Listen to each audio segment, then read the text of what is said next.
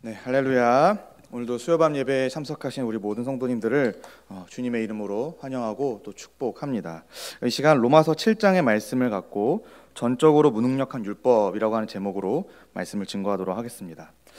수요밤 예배 때마다 복음에 관해서 계속해서 살펴보고 있습니다. 성경이 무엇이냐 이렇게 했을 때 성경은 우리에게 복음을 가르쳐주는 하나님의 계시의 말씀입니다. 그리고 그 복음은 하나님께서 예수 그리스도로 말미암아 우리 죄인들을 다시 하나님 나라에 들어가게 해 주셨다라고 하는 아주 기쁘고 복된 소식이 복음인 것이지요. 그래서 성경 전체는 이 복음에 대한 이야기를 다루고 있고, 그래서 하나님 나라로 시작해 하나님 나라로 마치게 되는 그런 구조를 갖고 있습니다. 그래서 우리가 복음을 말한다 했을 때는 하나님 나라의 관점에서 복음을 이해하고 말할 필요가 있는 것이지요. 그랬을 때 우리는 지난 시간에 이 유대인의 죄인됨, 온 인류의 죄인 가운데 유대인의 죄인됨, 특별히 그들이 율법에 온전히 순종하지 못하였다라고 하는 사실을 함께 살펴보았습니다. 하나님은요, 영원 전부터 한 나라를 꿈꾸셨습니다. 바로 하나님 나라이지요. 하나님이 통치하시고 복되게 통치하시고 모든 피조물들이, 특별히 저와 성도님들과 같은 사람이, 하나님의 형상으로 지어진 이 사람이 하나님의 통치에 순종함으로써 영원한 복과 안식을 누리는 그 나라, 바로 그러한 나라를 하나님이 꿈꾸시고 계획하셨습니다. 그런데 그 나라가 인류의 범죄로 인해, 사람의 범죄로 인해 유보되게 되었지요. 왜냐하면 최초의 인류였던 아담과 하와가 스스로 하나님을 거부했기 때문입니다. 하나님과 같이 되길 원하여 그들이 하나님 나라에서 쫓겨나게 된 것이지요. 그 이후로 인류는 하나님의 뜻에, 하나님이 원하시는 그 모든 뜻에 본성적으로 순종할 수 없는 아주 끔찍한 죄인이 되었습니다. 그래서 우리가 로마서 1장을 통해 살펴봤던 내용이 무엇이었냐면은 자연 만물에 하나님이 분명히 보여 알려졌음에도 불구하고, 그리고 각 사람 속에 그것을 깨닫고 또 반응할 수 있는 양심이 있음에도 불구하고 사람은 하나님을 경배하지 않는다라고 하는 것이지요. 오히려 하나님이 만드신 그 피조물들을 하나님이라고 여기며 그것들을 경배하고 섬기는, 그래서 하나님의 거룩한 진노의 대상이 되었고 현재에도 그 진노가 내버려 두심이라고 하는 형태로 나타나고 있는 것을 우리는 로마서 1장을 통해 살펴보았습니다. 2장에서는 그 유대인들, 이제 이방인의 이야기를 넘어서 유대인들도 죄인이다라고 하는 사실을 살펴보았습니다. 유대인들은 하나님의 뜻을 알 수 있는 도구로서 율법이라고 하는 것을 받았습니다. 그런데 그 율법을 갖고 하나님을 경배하지 않았지요. 도리어 그것을 다른 사람을 판단하고 자기 자신을 드러내고 높이는 일에 사용했던 것을 사도 바울이 지적을 하고 있습니다. 바꿔 말하면 율법의 본래 목적이라고 말할 수 있는 하나님 사랑과 이웃 사랑이 그들에게서는 보이지 않았던 것이지요. 그래서 그 결과 하나님의 이름이 이방인 가운데서 모독을 받게 되었다, 조롱의 대상이 되었다, 너희 역시도 죄인이다 라고 하는 것이 로마서 2장의 말씀이었습니다. 이처럼 성경은 온 인류가 하나님 앞에서 죄인이다 라고 하는 사실을 아주 강력하게 강조하고 증언합니다. 특별히 사도 바울은 이방인과 유대인 이 두 그룹을 비교하며 설명함으로써 누구도 이 죄인됨에서 벗어날 수 없음을 확증하고 있는 것이지요. 그래서 우리는 먼저 온 인류가 하나님 앞에 죄인이다라고 하는 사실을 인정해야 합니다. 어떤 죄인입니까? 본성적으로 하나님을 순종할 수 없는, 본성적으로 이웃을 사랑할 수가 없는, 하나님 나라에 결코 들어갈 수가 없는 그런 아주 끔찍한 죄인이다라고 하는 사실을 우리는 인정을 해야 하는 것이지요. 이것이 바로 죄가 갖고 온 심각한 결과입니다. 그랬을 때 성경의 이러한 증언은 사실 오고 가는 모든 세대의 사람들을 불편하게 만듭니다. 왜냐하면 누구도 자신의 죄인됨을 지적하는 것을 좋아하는 사람이 없기 때문이죠. 그러나 우리는 성경의 증언을 겸손하게 받아들이고 또 인정해야 합니다. 왜냐하면 우리는 하나님의 뜻에 순종할 수 있을 만큼, 온전히 순종할 수 있을 만큼 지혜롭거나 능력이 많거나 뭔가 본성적으로 괜찮은 존재가 아니기 때문이죠. 그래서 우리는 어떻게 되냐면은 외부로부터 절대적인 구원을 바라야 합니다. 그것이 성경이 우리에게 주는 복음의 교훈인 것이지요. 우리 스스로 구원을 이룰 수 없으니 하나님 당신이 우리에게 구원의 손을 베풀어 주시는 것입니다. 그래서 우리를 하나님 나라에 들어갈 그러한 자들로 만들어 주시는 것이지요. 그게 우리가 살펴보고 있는 복음의 내용입니다. 오늘은 하나님께서 온 인류에게 이 율법을 주신 까닭에 대해서 좀 함께 살펴보도록 하겠습니다. 그래서 이걸 흔히 율법의 세 가지 기능 혹은 용법이라고도 말을 하는데요. 많은 그리스도인들이 율법이라고 하는 단어를 들으면은 또 배우면은 대단히 부정적인 입장을 많이 취합니다. 왜 그럴까 이렇게 생각했을 때 성경에서, 특별히 신약 성경에서 율법을 좀 부정적으로 말을 하는 경우가 있기 때문이죠. 실제로 오늘 우리가 읽었던 이 로마서 7장 앞에까지 6장까지 사도 바울이 율법에 대해서 대단히 부정적으로 이야기를 합니다. 율법으로는 구원에 이를 수 없다라는 취지로 말이죠. 또 우리는 율법에 대해서 좀 이분법적으로 생각하는 경우가 있습니다. 어떤 거냐면은 율법이라고 하는 거는 구약 시대에만 효력이 있는 거지 신약 시대를 살아가고 있는 나와는, 또 우리 교회와는 전혀 상관이 없는 거야. 그러니 내가 배우거나 들을 필요가 없어 라고 생각하는 그런 이분법적인 생각들이 있습니다. 그러나 율법이라고 하는 것은, 또 하나님 말씀에 기록된 모든 계명들은 하나님이 오고 가는 모든 세대의 교회와 성도들에게 주신 말씀입니다. 그렇다면 율법이라고 하는 것도 우리가 보고 듣고 배울 필요가 있는 것이지요. 그랬을 때 우리는 이 율법 앞에 한 가지 사실을 깨닫습니다. 바로 우리가 율법을 온전히 지키지 못한다라고 하는 사실이죠. 사람이 그 율법을 지키지 못합니다. 근데 이것은 율법 그 자체가 문제가 있어서, 법에 문제가 있어서 사람이 못 지키는 게 아니라 그것을 받아서 지켜야 할 우리 사람에게 문제가 있기 때문에 율법을 지키지 못하는 것입니다. 그렇다면 우리는 자연스럽게 질문이 생깁니다. 그렇다면 왜 하나님은 우리가 지키지도 못할 그런 율법을 주셨는가? 왜 우리에게 어렵게만 느껴지는, 거대한 벽같이 여겨지는 그런 율법을 우리에게 주셔서 우리의 마음을 심란하게 만드는가?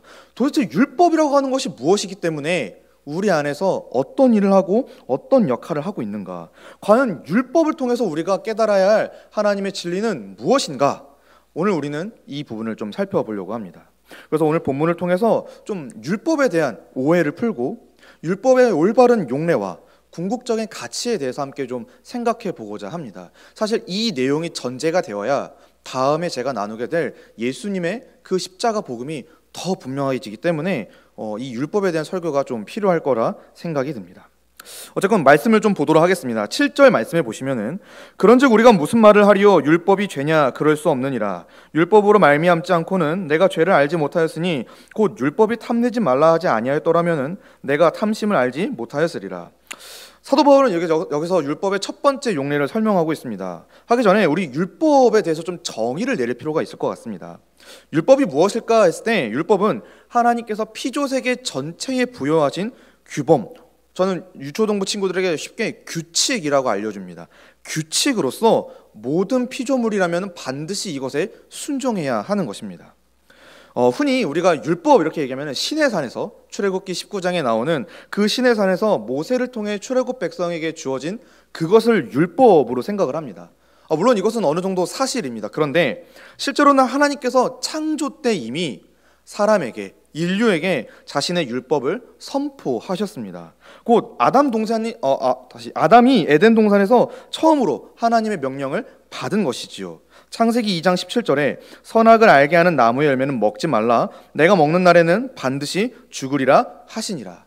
그래서 이 창세기 2장에 나온 이 명령 자체가 율법의 모형이자 인류 최초에게 주어진 규범이요 규칙이라고 하는 사실을 우리가 좀 전제를 깔고 가야 합니다. 그랬을 때 아담은 그 규범을 따르지 않습니다. 그 규칙을 불순종하죠. 그렇다고 해서 아담이 불순종했다고 해서 하나님이 말씀하신 또 정하신 그 질서가, 규범이 완전히 파괴되는 것은 아닙니다. 하나님의 규범은 계속해서 유지되었고 훗날 때가 되어 시내산 아래에 있던 출애굽 백성들에게 조금 더 구체적인 형태로 주어지게 되는데 그것이 오늘 우리가 알고 있는 그 율법입니다. 그래서 율법이라고 하는 것 자체는 하나님이 세우신 질서요 규범이고 규칙이다 라고 하는 사실을 알 필요가 있는 것이지요. 출애굽기 19장 5절과 6절 말씀에 이 내용이 나옵니다. 세계가 다 내게 속하였나니 너희가 내 말을 잘 듣고 내 언약을 지키면 너희는 모든 민족 중에서 내 소유가 되겠고 너희가 내게 대하여 제사장 나라가 되며 거룩한 백성이 되리라. 너는 이 말을 이스라엘 자손에게 전할지니라. 그래서 하나님이 지금 율법을 주시는 것 자체가 원래부터 있었던, 하나님이 새로 만든 어떤 규칙이 아니라 원래부터 있던 것을 율법이라고 하는 형태로 이스라엘 백성들에게 구체적으로 주셨다라고 하는 것입니다. 우리가 속한 사회 안에는 가정이 되었든 학교가 되었든 직장이 되었든 또 이 교회 공동체 안에서는 어떤 형태로든지 당위적 규범이 존재합니다. 쉽게 말하면 이런 거죠. 이렇게 해야 한다 혹은 이렇게 해서는 안 된다라고 하는 어떤 규칙, 이걸 좀 어렵게 얘기하면 도덕과 윤리가 있는 것이죠. 그래서 그것들은 대체적으로 선을 추구합니다. 그래서 누군가 도덕적인 행동을 한다, 윤리적인 행동을 한다라고 하는 게 악을 행하는 게 아니라 선을 행하는 것이지요. 그런데 우리가 아는 그 모든 규범의 원형, 또 기원이 어디에 있냐? 바로 하나님께 있다라고 하는 것입니다. 결국 하나님이 원하시는 것과 원하지 않으시는 것, 그것이 피조세계에 주어진 규범이고 규칙인 것입니다. 근데 어떤 사람들은 이렇게 생각을 합니다. 나는 성경과 하나님을 믿지 않기 때문에 성경이 말하는 또 하나님이 제시하신 그런 율법, 규범을 나는 적용될 수 없다, 나는 인정할 수 없다라고 말을 합니다. 즉 자기와는 아무 상관이 없다라고 여기는 것이죠. 근데 실제로 그렇지가 않습니다. 왜냐하면 사람의 믿음의 여부, 즉 그가 성경을 인정하든 하나님을 인정하든 또 혹은 인정하지 않든 그것 자체가 하나님이 진리라고 하는 사실을 바꿀 수가 없기 때문입니다. 냉정하게 말해서 그가 어떤 사람이 원하든 원하지 않든 우리는 모두 하나님과의 관계 속에 있고, 그래서 성경은 우리 모두가 다 율법 아래에 있다라고 선언을 합니다. 이 부분에 대해서 사도 바울이 그래서 이렇게 증언을 하지요. 갈라디아서 3장 10절 말씀에 무릇 율법 행위에 속한 자들은 저주 아래에 있나니 기록된 바 누구든지 율법책에 기록된 대로 모든 일을 항상 행하지 아니하는 자는 저주 아래에 있는 자라 하였습니다. 그래서 우리는 모두 다 율법 아래에 있는 것이고, 그 율법에 대한 의무와 책임이 있고, 그것을 불성실하게 했을 때에는 반드시 대가로서의 저주를 받아야 하는 것입니다. 그것이 지금 하나님이 정하신 질서인 것이지요. 그랬을 때 그럼 그 가운데서 이제 율법이 주어진 것인데, 율법의 제일 되는 목적이 무엇이냐 했을 때 백성들로 하여금 하나님의 기준을 깨달아 죄를 분별하게 하는 것이 바로 첫 번째 기능이고 용례입니다. 하나님은 아담에게 그리고 이스라엘 자손에게 율법을 주셨습니다. 바로 그들에게 무엇이 선이고 악인지를 알려주신 것이지요. 내가 원하는 것이 선이고 내가 원치 않는 것이 악이다라고, 죄다라고 계시해 주신 것입니다. 물론 아담과 이스라엘 백성 사이에는 시공간적인 차이가 좀 있지만 어쨌거나 그들은 그것을 반드시 따르고 순종했어야만 했습니다. 그래서 그들에겐 밝히 드러난 이러한 하나님의 율법, 그 규범을 따르지 않을, 거부할 이유와 명분이 조금도 없었지요. 그래서 그들에게는 아담도 그렇고 이스라엘 백성도 그렇고 그리고 오늘 우리도 마찬가지로 순종만이 정당한 길이다라고 하는 것입니다. 이런 측면에서 율법이라고 하는 것, 하나님이 그런 규범을 정하셨다는 것, 질서, 규칙을 정하셨다라고 하는 것 자체가 하나님 앞에서 무엇이 선인지 악인지를 구분하는 기준이 되는 것입니다. 즉 율법에서 해야 한다라고 하는 내용, 그 명령의 내용은 선한 것입니다. 그런데 하나님이 명령을 통해서, 율법을 통해서 하지 말라라고 하는 명령의 내용은 악이 되는 것이죠. 그것이 무엇이 되었든지 말이죠. 그래서 우리는 그 중에서 악한 것을 버리고 선한 것을 따라가야만 하는 것입니다. 이처럼 율법이라고 하는 것은 하나님의 기준이 무엇인가, 하나님 앞에서 무엇이 선이고 무엇이 악인지를 깨닫게 하는 그런 기능과 역할을 하는 것입니다. 이것이 율법의 첫 번째 용례입니다. 사도 바울 역시 이런 관점에서 지금 7절을 율법을 소개하고 있지요. 그는 뭐라고 얘기합니까? 율법으로 말미암지 않고는 죄를 알지 못하였다라고 말을 하고 있죠. 즉 율법이 말하지 않았더라면은, 율법이 무엇이 죄고 무엇이 의인지를 말하지 않았더라면은 그는 죄를, 의를 알 수가 없었던 것이지요. 율법이라는 규범이 있었기 때문에, 율법이라고 하는 규칙이 있었기 때문에 그는 평생 죄와 의를 구분할 수가 있었던 것입니다. 그래서 율법이 탐심이라고 말했기 때문에 탐심을 알 수 있었고, 율법이 음란이라고 얘기했기 때문에 음란을 알 수가 있었고, 율법이 이것은 죄야 라고 말을 했기 때문에 죄인 줄을 알았다. 이것이 7절의 내용인 것이지요. 율법이 바로 그런 기준의 역할을 하고 있는 것입니다. 사랑하는 성도님들, 하나님은 백성들을 옳매이기 위해서 이런 율법을 또 규범을 만드신 게 아닙니다. 오히려 하나님의 기준이 무엇인지를 백성들이 잘 알아서 나의 길로 하나님이 원하시는 일을 마음껏 행하며, 그래서 복과 안식을 누리기 위해 그들에게 규범을, 율법을 주신 것입니다. 그래서 율법은 다른 말로 하나님이 백성들에게 베풀어 주신 은혜의 장치인 것이죠. 백성들은 그런 율법을 기준 삼아서 죄와 또 의를 분별해서 의를 추구하며 살아갈 수가 있었습니다. 그래서 이것이 율법의 첫 번째 목적인 것이죠. 만약 하나님이 이런 규범을 정하지 않으셨다면, 바꿔 말하면 하나님이 율법을 백성들에게 주지 않으셨다면 어떤 문제가 발생할까요?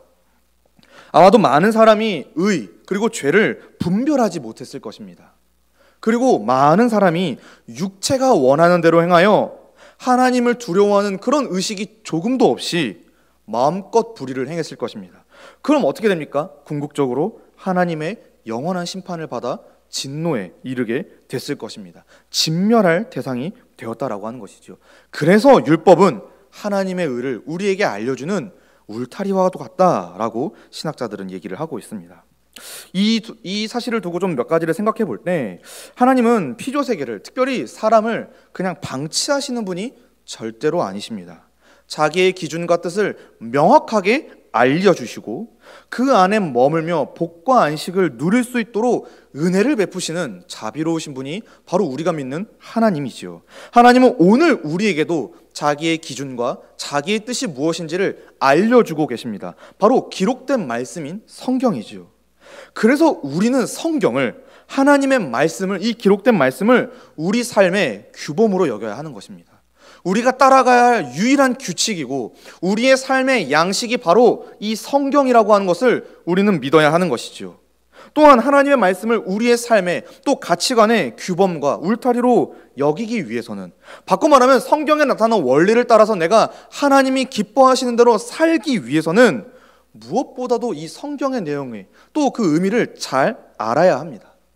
우리의 경험과 우리의 이성으로 아는 지식이 아니라 성경 그 자체가 말하는 지식을 우리가 보고 듣고 배움으로써 따라가야 한다라고 하는 것이죠. 그러므로 사랑하는 성도님들, 성경을 힘써 아시기를 바랍니다. 성경을 힘써 배우시기를 원하고 성경적 가치관으로 무장되는 그런 성도님들이 되시기를 바랍니다. 계속해서 말씀을 좀 보도록 하겠습니다. 하나님이 주신 율법은 문제가 아닙니다. 그럼 율법이 문제가 아니면 뭐가 문제입니까? 도대체 뭐가 문제이기 때문에 우리는 하나님 앞에 하나님의 의의 기준에 이르지 못하여 죄인이라고 드러나게 됩니까? 했을 때 8절 이하에 보시면은, 그러나 죄가 기회를 타서 계명으로 말미암아 내 속에 온갖 탐심을 이루었나니 이는 율법이 없으면 죄가 죽은 것입니다. 지금 사도 바울이 무엇을 문제의 원인으로 지적하고 있습니까? 바로 죄. 우리 속에 있는 그 죄가 이 모든 일의 원인이다 이렇게 얘기를 하고 있습니다. 사람이 율법을 지키지 못하는 가장 결정적인 까닭, 이유가 무엇이냐면은 그 속에 있는 죄가 율법을 거스르기 때문에 그렇습니다. 율법 그 자체는 문제가 없습니다. 문제는 우리 속에 있는 죄지요. 사도 바울은 죄가 기회를 타서 계명으로 말미암아 온갖 탐심을 내 속에서 이루었다라고 증언합니다. 즉 죄가 계명을 이용해서 틈을 타서 우리 속에서 온갖 탐심을 이루도록 하나님이 원치 않는 그 모든 죄악을 행하도록 유도했다라고 말을 하고 있는 것입니다. 그래서 율법이 문제가 아니라, 하나님의 말씀이 문제가 아니라 죄가 문제입니다.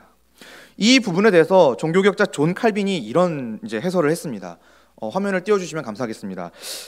진정 우리의 의지 전체가 제대로 형성되고 구성되어 율법에 순종하게 되면 오직 율법 그 자체에 대한 지식만 있어도 구원에 이르기에 충분할 것이다. 그러나 우리의 육체적이고 오염된 본성은 하나님의 영적인 율법과 사악하게 다투고 율법의 훈육에 의해서는 결코 교정되지 않기 때문에 원래 적절하게 듣는 자들을 만나면 구원을 얻게 하려고 주어져 있었던 율법이 죄와 죽음의 계기가 되는 결과가 되었다. 즉 지금 사도 칼빈이 무슨 얘기를 하고 있는 거냐면, 율법 그 자체는 문제가 없다. 근데 원래 이것은 너무나도 선한 것이고 좋은 것인데 죄가 문제다 라고 칼빈도 이야기를 하고 있습니다. 또 다른 문제는 이런 것도 있습니다. 우리 속에 있는 죄도 문제인데요, 율법 그 자체가 우리 속에서 이루어지는 죄의 역사, 죄의 활동을 적극적으로 막지 못한다라고 하는 것입니다. 9절 말씀해 보시면 전에 율법을 깨닫지 못했을 때에는 내가 살았더니 계명이 이름에 죄는 살아나고 나는 죽었도다. 생명에 이르게 할 그 계명이 내게 대하여 도리어 사망에 이르게 하는 것이 되었도다. 죄가 기회를 타서 계명으로 말미암아 나를 속이고 그것으로 나를 죽였는지라.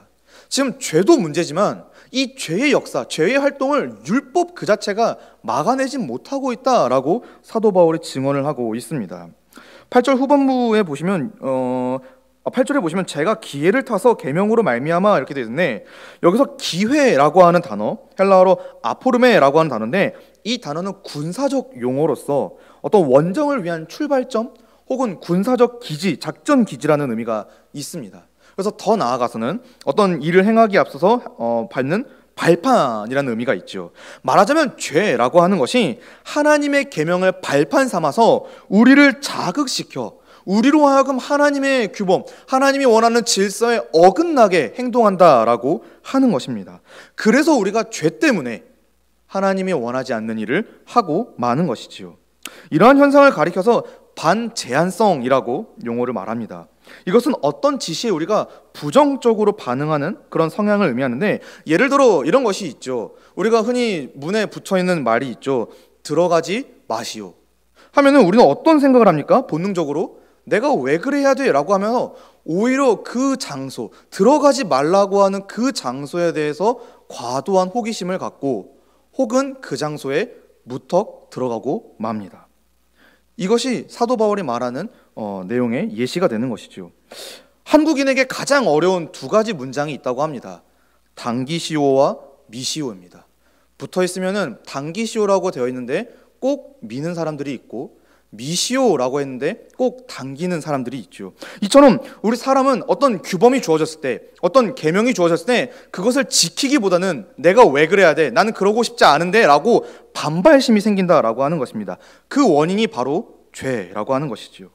그래서 율법이 아니라 죄가 문제입니다. 그런데 이 죄의 역사는 우리 속에서, 그리고 우리의 본성적으로 이루어지는, 말하자면 마음의 문제이기 때문에, 그래서 단순히 외적인 행동만으로 우리가 죄를 쉽게 판단할 수가 없고, 심지어 각 사람 속에서 자연스럽게 일어나는 거기 때문에 우리가 어쩔 수 없다라고 하는 것입니다. 예를 들면 우리가 다른 사람을 보고 시기하거나 질투하거나 원망을 갖거나 음욕을 품거나 탐심을 갖게 되는 것 그 자체, 그것이 마음속에서 일어나는 것, 그것을 우리가 막을 수 없다라고 하는 것이죠. 우리는 본성적으로 그렇게 악한 일을 하게 된다라고 하는 것입니다. 심지어 그것이 계명으로서 주어졌을 때, 하면 안 된다라고 주어졌을 때조차도 오히려 우리는 더 강한 죄악을 갖고 본성을 갖고 반발하고 만다라고 하는 것입니다. 그렇기 때문에 율법이 없더라면 사실 죄는 죽은 것입니다. 이전까지 율법을 알지 못했기 때문에 죄가 활동할 기회가 없었지요. 그런데 율법이 이르니까, 율법이 우리 가운데 죄를 깨닫게 하니까 죄가 활동하기 시작한 것입니다. 그것이 죄인지를 몰랐는데 이제 그것이 죄인지를 알고 더 적극적으로 죄를 짓게 된다라고 하는 것이지요. 그래서 사도 바울이 죄는 생명에 이르게 할 계명을 사용해서 우리 자신을 하나님의 계명에 거스르게 하고 궁극적으로 사망에 이르게 하는 것이다 라고 11절에서 설명을 하고 있는 것입니다. 사실 하나님의 규범, 율법을 비롯하여 하나님의 모든 계명을 우리가 알면 알수록 하나님의 기준과 성품이 어떠한지를 알지만 동시에 거기에 이를 수 없는, 거기에 온전하게 순종할 수 없는 나 자신을 발견하게 됩니다. 거기에 결코 이룰 수가 없는 우리의 불의함, 그리고 우리의 연약함이 드러나게 되는 것이죠. 왜 그러면 모든 사람이 이 아담의 타락의 그 영향 아래에서 태어나기 때문에 그렇습니다. 우리는 죄 안에서 태어나고 죄 가운데서 죽는 운명이기 때문에 사실은 본래 그것을 성실하게 지킬 성향이, 의향이 조금도 없는 것이지요. 한편으로 율법을 비롯한 하나님의 규범은 우리 속에서 이루어지는 죄의 활동을 막지 못합니다. 오히려 죄의 활동을 더욱 부추기고 마는 것이 율법인 것이죠. 쉽게 말해서 하나님의 뜻을 우리가 지식적으로 많이 안다고 해서 하나님의 뜻을 따라 온전히 사는 그것이 가능해지는 것이 아니다라고 하는 것입니다. 하나님의 뜻에 순종할 능력과 지식을, 의지를 갖추는 것은 또 다른 문제인 것이지요. 그래서 죄의 문제가 해결되지 않는 이상 율법은, 하나님의 말씀은 오히려 우리에게 걸림돌이 되고 말게 될 것입니다. 그렇기 때문에 죄의 문제를 먼저 해결해야 합니다. 그럼 이 문제를 우리는 어떻게 해결해야 합니까? 도대체 이 죄의 문제, 우리 스스로 근데 이 문제를 해결할 수가 없는데, 그럼 도대체 어디에서 어떻게 해결받아야 내가 하나님의 뜻에 온전히 순종할 수가 있겠습니까? 바로 성경은 우리에게 답을 제시해주고 있습니다. 우리의 시선을 벗어나, 우리의 시선을 돌려 우리 자신이 아니라 외부로부터, 그리고 우리보다 월등히 절대적으로 능력이 많으신 하나님께로 향하라고 성경은 가르쳐주고 있습니다. 바로 하나님이 베푸시는, 그리스도 안에서 베풀어 주시는 하나님의 은혜를 바라보게 하는 것이지요. 이처럼 율법은 우리의 연약함을 드러내어 하나님께로 우리를 인도합니다. 특별히 하나님이 베푸신 그리스도라고 하는 그 은혜의 자리로 우리를 이끕니다. 이것이 율법의 두 번째 기능입니다. 그렇다면 그리스도 안에서 베풀어진 하나님의 은혜는 또 무엇입니까? 그 은혜, 그리스도께서 도대체 우리가 갖고 있는 이 죄의 문제를 어떻게 해결해 나가십니까? 바로 예수 그리스도께서 스스로 율법 아래에 나셔서 우리가 짊어져야 할, 우리가 감당해야 될 모든 율법에 대한 순종과 책임을 홀로 전부 감당하셨습니다. 바로 그리스도의 십자가 사건이, 얼마 전까지 우리가 묵상했던 그 고난주간의 그 이야기들이 바로 이 은혜를 알려주고 있는 것이지요. 그리고 우리가 이번 주일에, 부활주일에 살펴봤던 그 예수 그리스도의 부활이 그리스도 한 사람으로 말미암아 그 율법의 모든 순종과 요구와 책임이 전부 해결되었음을 증명하는 역사적 사건임을 우리는 성경을 통해 살펴보게 되는 것입니다. 그래서 예수 그리스도께로 우리가 나아가야 한다. 우리는 지킬 수 없으니 그리스도로부터 은혜를 공급받아야 한다. 이것이 바로 율법이 갖는 두 번째 기능인 것입니다. 그래서 사도 바울이 갈라디아서 3장 말씀에 이 부분을 이렇게 설명을 했습니다. 그런즉 19절인데, 그런즉 율법은 무엇이냐? 범법함으로 더하여진 것이라 천사들을 통하여 한 중보자의 손으로 베푸신 것인데 약속하신 자손이 오시기까지 있을 것이라. 우리는 이 자손이 누군지를 압니다. 바로 예수 그리스도이시죠. 동일한 말씀 24절에 이같이 율법이 우리를 그리스도께로 인도하는 초등교사가 되어 우리로 하여금 믿음으로 말미암아 의롭다함을 얻게 하려 함이라. 그래서 우리는 율법을 통해 우리 자신의 연약함을 알게 되지만, 한편으론 그래서 하나님께로 우리의 시선을 돌릴 수가 있게 됩니다. 그리스도께로 우리의 방향이 맞춰지게 되는 것이지요. 예수님도 이 부분에 대해서 이렇게 말씀하셨습니다. 마태복음 5장 17절에 내가 율법이나 선지자를 폐하러 온 줄로 생각하지 말라. 폐하러 온 것이 아니요 완전하게 하려 함이라. 그리스도 안에서 비로소 율법이 완전해지는 것입니다. 그리스도 안에 있는 자가 율법을 지킬 수가 있는 것이지요. 사랑하는 성도님들, 우리는 나름대로 하나님의 뜻에 순종하겠다고 열심을 다합니다. 하지만 자주 실패를 경험하죠. 신년에 세우셨던 계획들이 지금까지 잘 유지되고 계십니까? 사실 우리는 4월이 되어서까지도 여러 번 실패해 봤습니다. 왜 그럴까 했을 때 우리 안에서, 또 우리 주변에서 죄가 역사하고 있기 때문에 그렇습니다. 그리고 그 영향을 우리의 지체가 영향을 받고 있기 때문이죠. 그런데 문제는 우리가 이 실패의 원인을 제대로 분석하지 못한 채 두 극단으로 빠지게 된다라고 하는 것입니다. 하나는 더욱더 열심을 내어 종교 생활을 하는 것이고, 다른 하나는 하나님의 말씀을 의심하는 것입니다. 따라서 우리는 율법에 대해서 생각할 때 하나님의 뜻에 순종하기 위해서는 먼저 죄의 문제가 해결되어야 합니다. 아니, 반드시 해결되어야 합니다. 죄가 해결되지 않고 더 이상 우리는 하나님의 뜻에 순종할 수가 없는 것이지요. 그러나 우리는 죄의 문제를 해결할 수가 없습니다. 그래서 하나님을 바라봐야 하는 것입니다. 그래서 그리스도께로 나아가야 하는 것이지요. 특별히 예수 그리스도를 의지할 때, 그분이 행하신 십자가의 사역과 부활의 사역을 우리가 전적으로 신뢰하고 믿을 때, 의지할 때 죄의 문제가 해결되는 것입니다. 그러므로 우리는 날마다 예수 그리스도를 깊이 생각해야 합니다. 그리스도께 나아가 죄사함의 은혜를 충분히 누려야 하는 것이지요. 그래서 우리는 그리스도인인 것입니다. 계속해서 말씀을 보도록 하겠습니다. 12절 말씀입니다. 이로보건대 율법은 거룩하고 계명도 거룩하고 의로우며 선하도다. 그런즉 선한 것이 내게 사망이 되었느냐? 그럴 수 없느니라. 오직 죄가 죄로 드러나기 위하여 선한 그것으로 말미암아 나를 죽게 만들었으니 이는 계명으로 말미암아 죄로 심히 죄되게 하려 함이라. 율법은 문제가 없습니다. 죄가 문제입니다. 그럼 이제 우리는 율법에 대해서 어떻게 결론을 내려야 하겠습니까? 또 이 율법을 이제 우리는 어떻게 사용해야 하겠습니까? 바로 우리는 거룩하고 의로우며 선한 것이고 우리의 삶의 규범이요 양식으로 삼아야 하는 것입니다. 율법은 하나님이 백성들에게 주신 것입니다. 그래서 그 안에는 하나님으로부터 왔기 때문에 하나님의 기준과 하나님의 성품이 그대로 담겨져 있습니다. 그렇기 때문에 사도 바울의 이 진술, 율법은 거룩하고 계명도 거룩하고 의로우며 선하도다라고 하는 진술은 매우 적절한 것이지요. 또한 하나님의 말씀은 이 사도 바울 시대뿐만이 아니라 오고 가는 모든 세대에서 항상 거룩하고 의로우며 선한 것입니다. 이것이 성경의 결론이죠. 시편 기자는 이 하나님의 율법, 하나님의 계명에 대해서 이렇게 표현을 했습니다. 시편 19편 8절과 10절 말씀에 여호와의 교훈은 정직하여 마음을 기쁘게 하고 여호와의 계명은 순결하여 눈을 밝게 하시도다.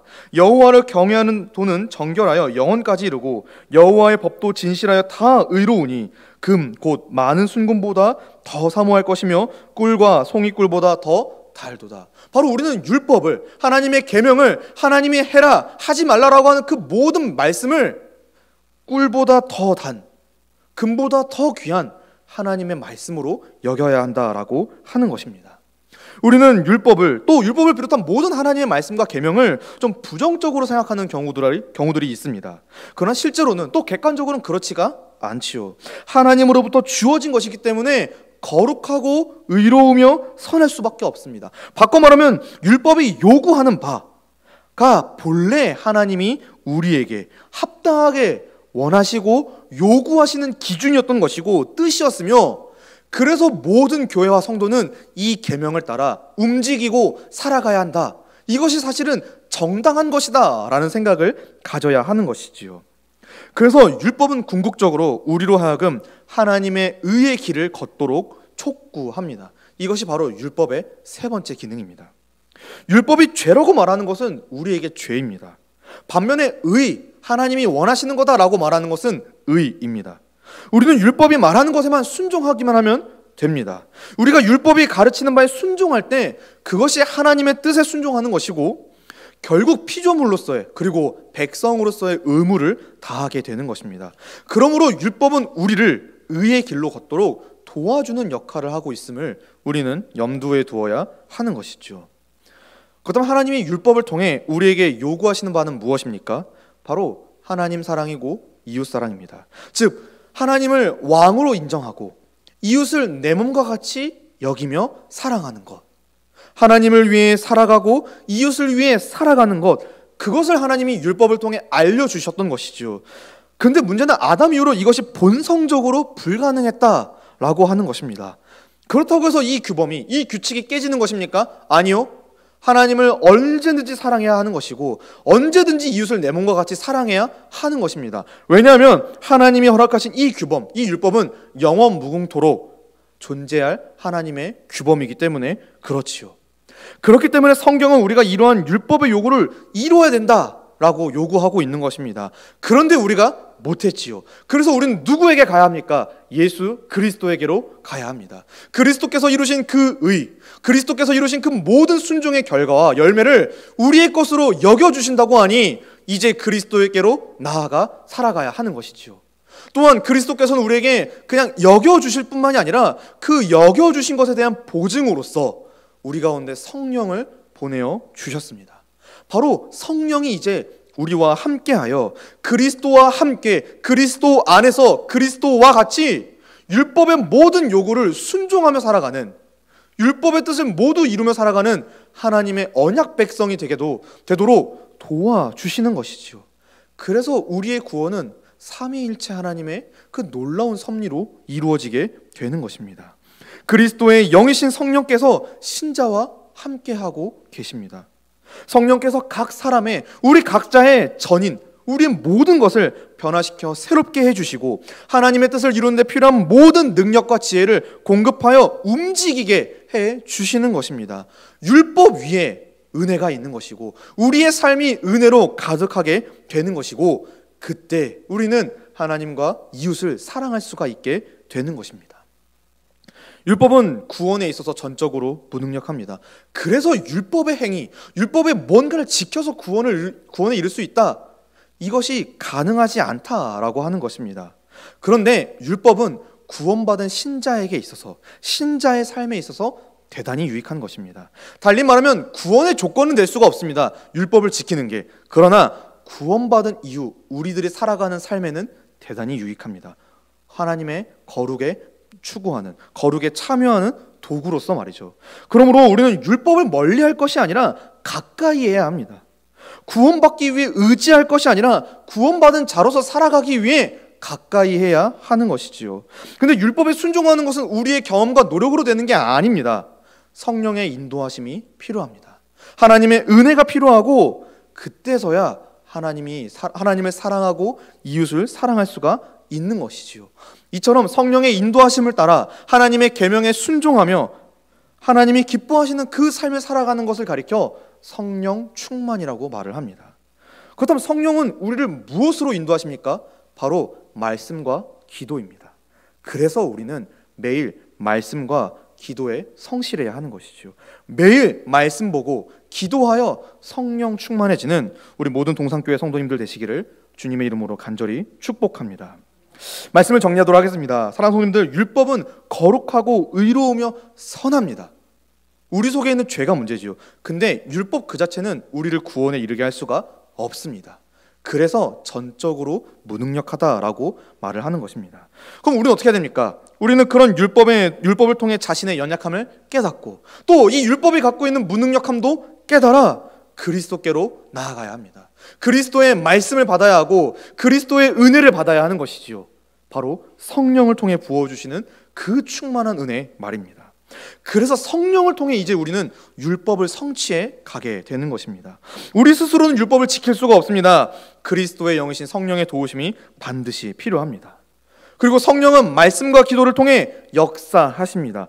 따라서 매일 말씀을 가까이 하고 시간을 내어 기도하는 인생은 마땅히 하나님의 계명에 순종하는 인생이 되는 것이고, 복을 받는 인생일 수밖에 없는 것이지요. 은혜가 그를 다스리기 때문에 행할 수밖에 없고 복을 받을 수밖에 없다라고 하는 것입니다. 이 원리를 기억하셔서 이번 남은 한 주 동안도 내가 내 노력과 내 경험으로 하나님의 계명에 순종하기보다는 먼저 그리스도께로 나아가시고, 그리스도께서 역사하시는, 성령을 통해 역사하시는 그 은혜를 마음껏 누려 이번 한 주 하나님의 뜻에 온전히 순종하시는 우리 모든 성도님들 되시기를 주님의 이름으로 간절히 축복합니다. 함께 기도하겠습니다. 하나님 아버지, 오늘 우리에게 말씀을 통해 교훈해 주심을 감사합니다. 우리는 스스로 하나님의 거룩하고 의로우며 선한 계명을 지킬 수 없습니다. 그러나 예수 그리스도께 나아갈 때, 그 안에서 성령을 통해 부어주시는 은혜를 공급받을 때 순종할 수 있습니다. 그러므로 우리가 매일 그리스도께 나아갈 수 있도록, 성령을 붙잡고 살아갈 수 있도록 인도해 주시옵소서. 매일 말씀과 기도에 힘쓰게 하여 주시옵소서. 예수님의 이름으로 기도합니다. 아멘.